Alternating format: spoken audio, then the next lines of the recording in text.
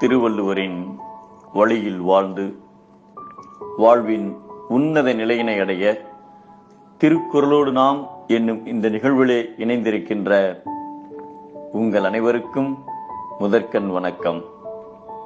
குறள் எண் 1031, அதிகாரம் உழவு. களப்பாளன் என்கிற விவசாயி தொண்டை நாட்டிலே குன்னூர் என்னும் ஊரில் வாழ்ந்தார்.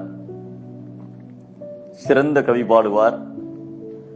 நாடி வரும் அறிஞர்களுக்கு தன்னுடைய வயலில் விளைந்ததையெல்லாம் பரிசாய் தருவார். தொடர்ந்து ஏற்பட்ட வறட்சியின் காரணமாக விளைச்சல் இல்லை. தரிசையும் பரிசாக கொடுத்த பின் அவரிடம் செல்வமே இல்லை. ஒரு நாள் புலவர் ஒருவர் அவரிடம் பரிசில் பெற வந்தார். இவரிடமோ கொடுப்பதற்கு ஏதுமில்லை.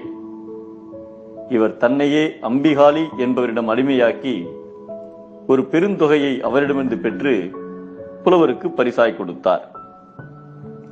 அன்று அவரது மனைவி உணவிட்ட போது, அம்பிகாலிக்கு நான் விலை போய்விட்டதால் நீ தரும் உணவை எவ்வாறு நான் உண்பது என மறுத்துவிட்டார். இருவரும் திருப்புகலூர் சென்று சிவபெருமானை துதித்து திருப்புகலூர் அந்தாதி பாட 1000 பொற்காசுகள் அவருக்கு கிடைத்தது. தனது கவியாலும் தனக்கு தெரிந்த இதர பிற தொழில்களாலும் கிடைக்கின்ற செல்வம் எதுவாக இருப்பினும் ஒரு மனிதனுக்கு அடிப்படை தேவை உண்ண உணவுதானே என்பதை அறிந்து அவ்வுணவினை தருவது உழவு தொழில் என்பதனால் தனது புலமை திறத்தால் பெற்ற செல்வத்தினை கொண்டு இழந்து போன நிலங்களையெல்லாம் மீட்டார். உழுது நல்ல விவசாயம் செய்தார்.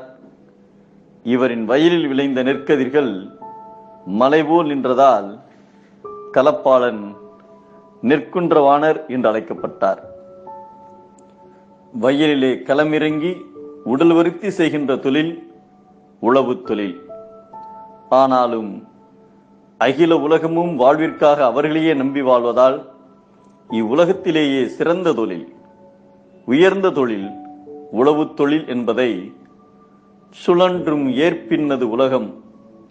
அதனால் உழந்தும் உழவே தலை என்கிறார் நம் தெய்வ புலவர் திருவள்ளுவர். உயிருக்கு ஆதாரம் உணவு, உலகத்தின் உன்னதம் உழவு.